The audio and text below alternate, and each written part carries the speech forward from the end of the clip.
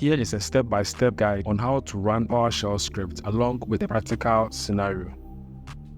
Let's say you have a script named getProcessInfo that retrieves information about running processes on your computer. To run it, type PowerShell in the search bar and run PowerShell as an administrator. Before running scripts, you might want to check your current execution policy. Run get execution policy.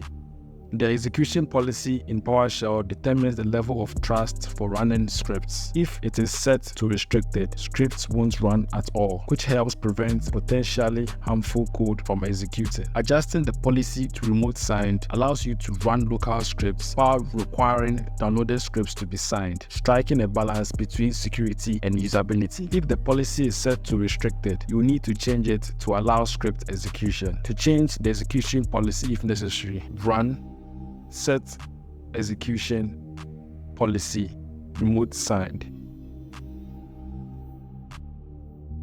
You may be prompted to confirm the change. Type Y and press enter. Navigate to the scripts directory. Use the cd command to navigate to the folder where your script is located. Copy the path of the folder and paste it in PowerShell.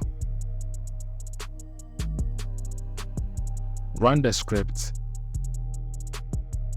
Now execute the script by typing // the name of the script,